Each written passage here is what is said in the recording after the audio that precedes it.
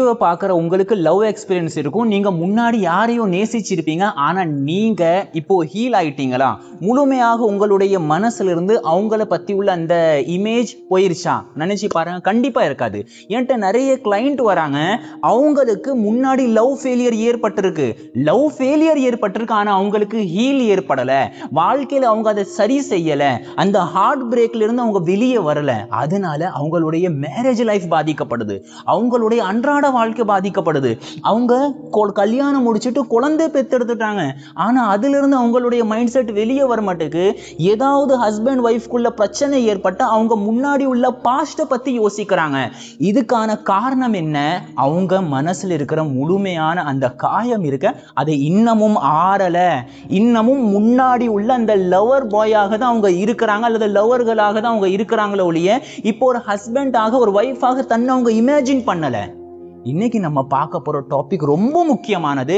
கண்டிப்பா உங்களுடைய கான்டாக்ட்ல யாராவது லவ் ஃபெயிலியர் இருந்தாலோ அல்லது லவ் பண்றவங்களா இருந்தாலும் எல்லா பேருமே இந்த வீடியோ பாருங்க. பி அவேர், விழிப்புணர்வோடு இருங்க. டாபிக் பாருங்க, how to heal after heart break.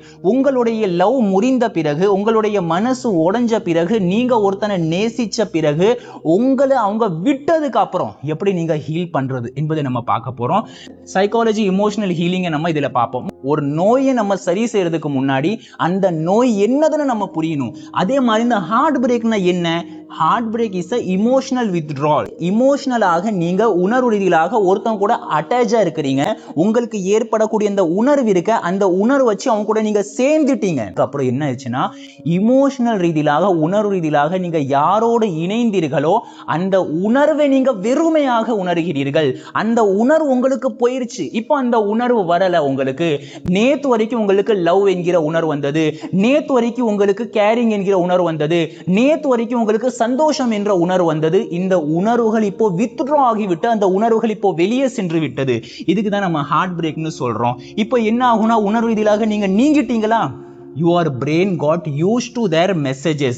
உங்களுடைய பிரெயின் இருக்க ஏற்கனவே பழக்கப்பட்டிருக்கிறது. இதுக்கு அவங்களுடைய மெசேஜஸ்க்காக வேண்டி, அவங்க பண்ற அந்த ஃபோன் கால்காக வேண்டி, அவங்க கொடுக்குற அந்த அட்டென்ஷனுக்காக வேண்டி, அதன் மூலமாக வரக்கூடிய டோபமைனுக்கு உங்களுடைய மைண்ட் பழக்கப்பட்டிருக்கு. ஏற்கனவே பழக்கப்பட்ட உணர்வு இப்போ உங்களுக்கு கிடைக்கிறதே கிடையாது. ஒரு மெசேஜ் வந்தால் உங்களுக்கு சந்தோஷம் ஏற்படும், ஒரு ஃபோன் கால் வந்தால் உங்களுக்கு சந்தோஷம் ஏற்படும்.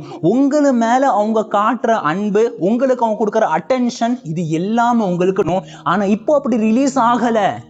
அதனால உங்களுக்கு மனசுல ஒரு வெறுமையை நீங்க உணர்றீங்க. இதுக்கு பேர் தாங்க லவ் ஃபெயிலியர், இதுக்கு பேர் தான் ஹார்ட் பிரேக்னு சொல்றது.